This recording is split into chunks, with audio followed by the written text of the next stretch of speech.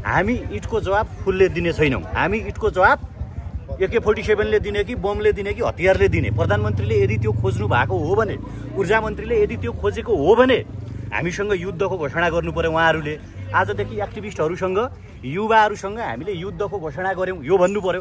होइन भने हाम्रा युवाहरूमाथि, हाम्रा साथीहरूमाथि हामीमाथिको आक्रमण हामीलाई सह्य छैन। नमस्कार, यतिखेर हामी सिभिल हस्पिटलमा छु। भर्खरै सोम शर्मालाई केही गुण्डाहरूले आक्रमण गरेको सूचना पाएपछि हामी यो हस्पिटलमा आएका छौँ। उहाँलाई इमर्जेन्सी वार्डमा सिरियस अवस्थामा भर्ती गरिएको छ, भर्ना गरिएको छ र त्यो आक्रमण गर्दाखेरि एमालेको ब्यानर पनि प्रयोग भएको भनेर प्रत्यक्षदर्शीहरूले जनाएका छन्। यतिखेर यहाँ सोम शर्मालाई भेट्न आउनु भएको छ। अजय सर, हजुरलाई स्वागत छ। धन्यवाद। अब तपाईँहरूमाथि आक्रमण भयो हुन्छ होइन, सोम शर्मा अब तपाईँकै साथी, तपाईँहरूसँगै सहकार्य गरेका साथीहरूभित्र इमर्जेन्सी वार्डमा पुग्नु भएको छ। हजुर, के भन्न चाहनुहुन्छ? यो एकदमै नसोचेको कुरा भइराखेको छ। यो एट्याक साँच्चीकै नेपाल आमाको छोराछोरीले गरे होइन यो, होइन, र जसले यो देशलाई अलिकति केही गरौँ भनेर हामीहरू अहिले सडकमा छौँ होइन। त्यसले गर्दाखेरि यी अपराधीहरूले सोम शर्मालाई एट्याक गरेका छ र नेपाल पुलिसको अनुसन्धानमा छ अहिले है। र कसरी के गरी र यो अपराधी कोबाट परिचालित हो यसको चाहिँ विशेष छानबिन चाहिँ अब केही घन्टाभित्रमै होला। त्यहाँका प्रत्यक्षदर्शीले भनेअनुसार चाहिँ एमालेको झन्डा पनि भेटिएको छ त्यहाँ कुटपिट गर्दाखेरि भन्ने सुनिएको छ। यो तपाईँलाई अहिलेसम्म तपाईँहरूले पत्ता लगाउन सक्नु भएको छ नि? त्यसो भए युवा होइन, अब हामी त यहाँ व्यापक अब आफ्नो चाहिँ बिरामीलाई चाहिँ पहिला हेर्नु पऱ्यो। हामी त दौडेर यहाँ आउनु पऱ्यो होइन। यस्तो रहेछ, उहाँलाई चाहिँ खास अब टाउकोमा हानेर अब सिध्याउने नै प्रयासले आएको रहेछ। किनभनेदेखि अब एकै सिधै टाउकोमा प्रहार गर्न आएको रहेछ र यो हातले पुरै छेकेको रहेछ उसले टाउकोलाई चाहिँ। यो टाउकोमा यो हातले छेक्दाखेरि चाहिँ यहाँ बढी चाहिँ उसको एकदमै टुटफुट भएको छ हातमा चाहिँ होइन। यदि उहाँले टाउकोले चाहिँ यो हातले चाहिँ टाउको मात्रै नछेकेको भए उसको टाउको चाहिँ छेदविच्छेद हुने अवस्थामा रहेछ क्या। तपाईँले भन्न खोज्मा त्यसो भए मार्ने योजना नै थियो? त्यो 100% उहाँहरूबाट आएको। अब यो त अब छानबिनको दायराले ल्याउँला होइन। त्यसले गर्दाखेरि यो कहाँबाट परिचालित अपराधी हो होइन, जुन हिसाबले चाहिँ अब कतिजनाको ग्याङ थियो यहाँ ठ्याक्कै एक्ज्याक्टमा अहिले पछि थाहा पाएअनुसार चारजनाको ग्याङ छ भन्ने कुरा सुनिएको छ। र त्यो उहाँहरूले ल्याएको त्यो जुन पिक हुन्छ खन्ने त्यसको बिडहरू पनि ब्याट नै लिएर आएको थिएँ, ब्याट नै लिएर थिएँ, त्यही थियो ब्याट पनि। अनि तपाईँको त्यो ब्यानर पनि त्यही छ।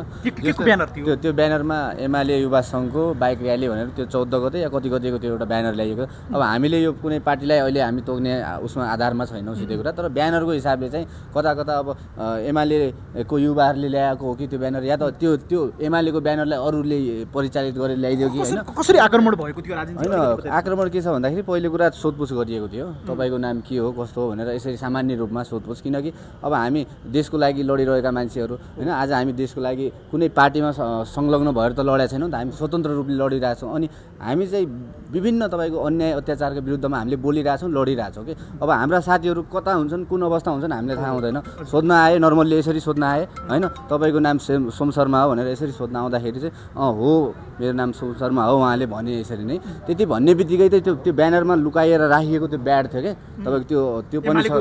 त्यो यसको मैले भिडियो पनि छ मसँग होइन, फुटेज पनि छ। अनि त्यो ब्याड निकालेर चाहिँ सिधै हानेछ क्या। हान्दाखेरि उहाँको चाहिँ यो हातले छेक्दाखेरि होइन, जस यो हातले छेक्दाखेरि यसमा हातमा चोट लागेको छ। कतिको चोट लागेको छ? अब लागेको छ, अब अहिले रिपोर्ट आउने क्रममा छ। इमर्जेन्सी वार्डमा हुनुहुन्छ होइन अहिले, त्यहाँ भर्ना गरिएको छ। अब त्यो त डक्टरले रिपोर्ट आइसकेपछि भन्ने कुरा हो कतिको के चोट। जस उहाँ अहिले बोल्न नसक्ने, यो खुट्टा चलाउन नसक्ने, हात चलाउन नसक्ने अवस्थामा हुनु। यसरी बुझ्नु पऱ्यो कि आज सोम शर्मामाथि आक्रमण गरिएको छ, भोलि हेमराज थापामाथि गरिएला, कहिले अजय श्रेष्ठमाथि गर्यो, कहिले राजेन्द्र ताम्राकारमाथि, कहिले यस्ता हामी जस्ता युवाहरूलाई यसरी पटक पटक राज्यले आक्रमण गर्ने हो या त कुनै सङ्गठनले तपाईँको परिचालित भएर आक्रमण गर्ने हो भने हामी चाहिँ कुन ठाउँमा गएर हामी सुरक्षित छौँ कि? हामी यो राज्यमा, हामी यो देशको नागरिक भएर हामी आफ्नै देशमा सुरक्षित छैनौँ भने हामी कुन चाहिँ देशमा गएर सुरक्षित हुन्छौँ? त्यसो भए 2 तिहाईको सरकार जोसँग प्रहरी छ, प्रशासन छ, उहाँहरूले पनि गुन्डा प्रयोग गरेर अब तपाईँहरूलाई तह लगाउनु होइन। यो मलाई जहाँसम्म लाग्छ होइन, यो हुन पनि सक्छ। यो आशंकाको कुरा हो, हामीले प्रष्ट अहिले नै भन्न सकिँदैन कि हो पार्टीले नै परिचालित गरेर हामीले कुटेको भन्न सक्दैनौँ किनकि प्रहरीको अनुसन्धानको कुरा हो होइन गइसक्यो भर्खरै मैले आफ्नै उसमा चाहिँ तपाईँको किटानी जारी गरेर आएको छौँ किन भन्दाखेरि हाम्रो साथीमाथि ज्यान मार्ने उद्योगमै तपाईँको आक्रमण गरिएको छ त्यहाँ क्यामेराहरू त छ तर अब प्रहरी प्रशासनले त्यो खोजी नीति गर्ने कुरा हो त्यो हेर्ने फुटेज निकाल्नु पर्ने प्रहरीको त्यो एउटा दायित्वको कुरा पनि हो होइन निकाल्छ होला जहाँसम्म हामीलाई लाग्छ प्रहरी प्रशासनबाट न्याय नै पाइन्छ होला होइन ती अपराधिक सोच बोकेर आएका ज्यान मार्ने उद्देश्य बोकेर आएका ती जति पनि छन् 4 जना ती हत्यारा किसिमका ती एकदमै ती आक्रमक गर्ने होइन गुन्डाहरूलाई चाहिँ जसरी पनि प्रहरीले चाहिँ खोजी नीति गर्नेछ र हाम्रो साथी सोम शर्माले न्याय पाउनेछ भन्नेमा चाहिँ हामी ढुक्क छौँ। धन्यवाद। विजय सर, अब तपाईँको साथी सोम शर्मालाई भर्खरै आक्रमण भएको छ, तपाईँ हस्पिटलको गेटमै हुनुहुन्छ, अब के भन्नुहुन्छ त? हामी एकदमै दुखित छौँ। यो देशमा आज यो देश कता गइरहेको छ, यो सरकारले के गरिरहेको छ भन्ने कुरा हो। अहिले प्रारम्भिक चाहिँ रिपोर्ट अनुसार एमालेका गुन्डाहरू प्रवेश गरेर एउटा व्यक्तिलाई नेता व्यक्तिलाई होइन जसले राज्यको भ्रष्टाचारको विरोध गर्यो, पार्टीको भ्रष्टाचारको विरोध गर्यो भनेर चाहिँ एउटा होटलमा प्रवेश गरेर जुन गुन्डाहरूले आक्रमण गरे एकदमै यो हामी असुरक्षित छौँ भन्न चाहन्छु म। यो देशमा अब राज्य नै नागरिकहरूलाई गुन्डागर्दी गर्ने, ठोक्ने, मार्ने, काट्ने, कुट्ने जस्तो ढङ्गबाट उत्रिरहेको छ, सरकार नै उत्रिरहेको छ। एमाले, माओवादी, काङ्ग्रेसका गुन्डाहरू परिचालित छन् यो देशमा चाहिँ भ्रष्टाचारको विरोध गर्यो भने तिमीहरू बाँच्न पाउँदैनौ, तिमीहरू हाम्रो सत्ता र शक्ति मा तिमीहरू कोही पनि होइनौ भन्ने खालको जुन उन्माद सिर्जना भएको छ। अब हामी के अपिल गर्न चाहन्छौँ, हामी त अब सरकारलाई त गुहार माग्न सक्दैनौँ किन सरकारप्रति हाम्रो विश्वास एकरति पनि रहेन। कस्तो छानबिन यो देशमा छानबिन कस्तो ढङ्गले हुन्छ भन्ने कुरा हामीलाई थाहा छैन, पुलिस कसको हो भन्ने कुरा हामीलाई थाहा छैन, अदालत कसको हो भन्ने कुरा हामीलाई थाहा छैन, अड्डाहरू कसका हुन् भन्ने कुरा हामीलाई थाहा छैन है। त्यो भएको भएर यो असुरक्षित छन्। सरकारको विरोध गर्ने व्यक्तिहरू, भ्रष्टाचारको विरोध गर्ने व्यक्तिहरू, बेथेती विसङ्गतिको विरोध गर्ने व्यक्तिहरू है, गुन्डाराजको विरोध गर्ने व्यक्तिहरूलाई आज दिनदहाडे आक्रमण भइरहेको छ। यो आजको घटना मात्रै होइन, यो आजको प्रतिनिधि घटना हो र हरेक हामी असुरक्षित छौँ। म आम नागरिकहरूलाई के अपिल गर्न चाहन्छु भने यस्ता गुन्डाहरूलाई तपाईँहरूले जहाँ भेट्नुहुन्छ अब घर घरबाट थुतेर यिनीहरूलाई कारवाही गर्न चाहिँ जरुरी छ। भन्दाखेरि स्वास्थ्य अवस्था एकदम गम्भीर छ र उनीहरूले चाहिँ मार्ने षड्यन्त्रका साथ चाहिँ आएर आक्रमण गरेका छन्। कुनै पनि त्यस्तो अर्को कुनै कारण छैन।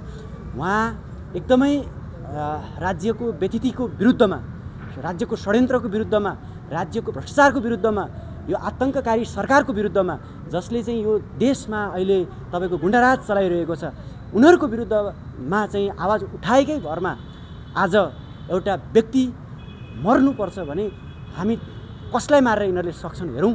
हामी हरेक व्यक्तिहरू अब ठिक नउभिएर यिनीहरूको चाहिँ हामी प्रतिकार गर्छौँ। आज एकजनालाई मार्ने षड्यन्त्र गऱ्यो होला, आक्रमण गर्ने षड्यन्त्र गऱ्यो होला, तर यस्ता व्यक्तिहरू हजारौँ व्यक्तिहरू जन्मिसके तपाईँहरूले हेका राख्दा हुन्छ। तपाईँहरूका गुन्डा, तपाईँहरूका सुन्डोमुसुन्डहरूले, एकाध सुन्डोमुसुन्डहरू तपाईँहरूले परिचालन गरेर यदि आम नागरिकलाई चाहिँ त्रसित गर्ने तपाईँहरूको चाहना हो भने यो चाहना कदाचित हामी पुरा हुन दिँदैनौँ र यो तपाईँहरूको एकदम ब्लन्डर मिस्टेक हो।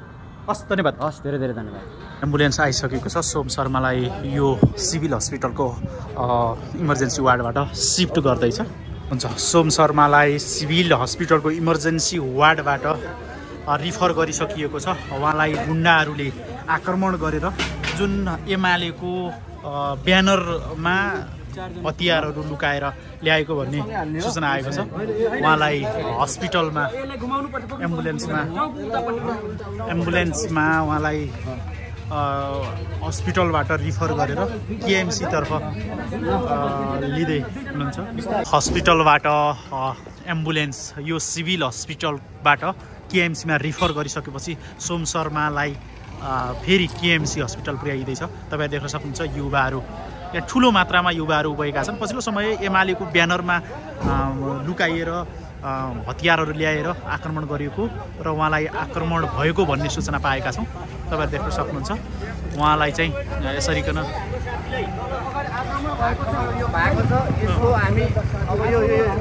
अब कहाँ हस्पिटलबाट रिफर गर्नुभयो होइन? रिफर हामी केएमसी हस्पिटल जाँदैछौँ। जसरी आज हाम्रो साथी सोम शर्मामाथि यो आक्रमण भएको छ होइन, ज्यान मार्ने एउटा साङ्गीतिक आक्रमण भएको छ, यसको विरुद्धमा मलाई लाग्छ यो सरकारले, न्यायकर्ताहरूले, प्रहरी सङ्गठनले एकदमै राम्रोसँग छानबिन गर्नेछ र न्याय दिनेछ भन्नेमा हामी ढुक्क छौँ है। अब त्यसै गरी यहाँ हेमराज सर पनि हुनुहुन्छ। हेमराज सर अब के भन्नुहुन्छ त, आक्रमण भयो तपाईँहरूका साथीहरूलाई? अब दीपक खड्का र प्रधानमन्त्रीलाई हामी स्पष्टीकरण सक्छौँ केही समयपछि। हाम्रो तर्फबाट प्रेस नोट रिलिज हुन्छ। अब एक्लै हिँड्न त तपाईँहरूलाई गाह्रो भयो नि त युवाहरूले। अब साङ्घातिक बङ्गलादेशमा चाहिँ रिभोल्युसन गर्ने स्टुडेन्टहरूमाथि चाहिँ क्रान्ति गर्ने विद्यार्थीमाथि चाहिँ शेख हसिनाको लठैतहरूले पटक पटक आक्रमण गर्थ्यो क्या।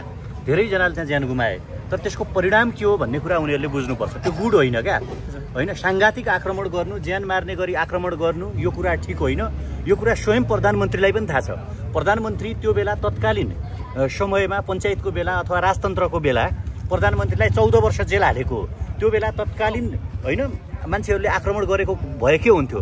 वैचारिक रूपमा विमति छन् भने आउनुहोस् छलफल गरौँ, बहस गरौँ भन्न चाहन्छु। उहाँहरूले बल प्रयोग गर्न खोज्नु भएको हो भने हामी इटको जवाब फुलले दिने छैनौँ। हामी इटको जवाब AK-47ले दिने कि बमले दिने कि हतियारले दिने। प्रधानमन्त्रीले यदि त्यो खोज्नु भएको हो भने, ऊर्जा मन्त्रीले यदि त्यो खोजेको हो भने हामीसँग युद्धको घोषणा गर्नु पर्यो। उहाँहरूले आजदेखि एक्टिभिस्टहरूसँग, युवाहरूसँग हामीले युद्धको घोषणा गऱ्यौँ यो भन्नु पर्यो।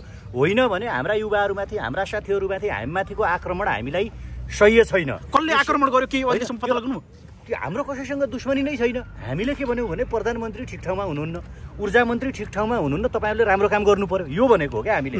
यो भन्दा गर्दाखेरि बालुवाटारभित्र बसेर आक्रमणको योजना बनाउने, सिंहदरबारभित्र बसेर आक्रमणको योजना बनाउने अहिले सिट पाइएको छैन। अस्पतालमा रिफर गर्नुपर्ने अवस्था आइलागेको छ। तसर्थ मैले के भन्छु भने प्रधानमन्त्री र ऊर्जा मन्त्रीले, नेपाल सरकारले युवाहरूसँग युद्धको घोषणा गरोस्, युद्धको घोषणा गरिदिन अनुरोध गर्दछौँ। र हामीले स्पष्ट भनेका छौँ हामीले के को प्रयोग गर्नुपर्ने हो हामी त्यो गर्छौँ। होइन भने यो लोकतन्त्रमा, यो डेमोक्रेसीमा चाहिँ, यो उदारतन्त्रमा, यो चाहिँ एकदम लिबरलिजममा चाहिँ यो कुरा चाहिँ सही छैन हामीलाई। अब जुन रूपमा त्यो घटनास्थलमा चाहिँ एमालेको ब्यानर सहित प्रयोग भएको भन्ने सुनिएको छ। अब के हो त, अब राज्यले नै हटाएको भन्ने हो? त्यो हामी अनुसन्धान गर्दैछौँ, त्यो उहाँहरूले हेर्नुपर्छ। त्यो हाम्रो निवेदन गएको छ, त्यसपछि हामी हेर्छौँ, तपाईँको सबै कुराहरू हेर्छौँ क्या। हजुर, अब सिभिल हस्पिटलबाट रिफर गरिसकेको छ, तपाईँहरू अब कहाँ जाँदै? अब KMCमा लिने भन्ने छ होइन। तपाईँहरूलाई पनि हामी त्यहाँ जाउँ। अब चोटपटक कति लागेको छ हेर्नु सर? चोटपटक त हातै नचल्ने, अब केही बायाँ साइड चलिरहेको छैन यहाँ। अब नसकेरै रिफर गरे त होला नि होइन। रिफर हामी रिफर गर्ने भनेको यतिखेर तपाईँहरू देख्न सक्नुहुन्छ एम्बुलेन्स, युवाहरू खटिएका छन्। एम्बुलेन्स तयारी अवस्थामा छ। सोम शर्मालाई तपाईँहरू देख्न सक्नुहुन्छ। एम्बुलेन्स निस्किसकेको छ। हेमराज थापा लगायतका युवाहरू सुरक्षा दिँदै यसरी सोम शर्मामाथि आक्रमण भइसकेपछि सिभिल हस्पिटलबाट रिफर गरिएको छ। तपाईँहरू देख्न सक्नुहुन्छ युवाहरूको ठुलो यो यहाँबाट निस्किएको छ एम्बुलेन्स।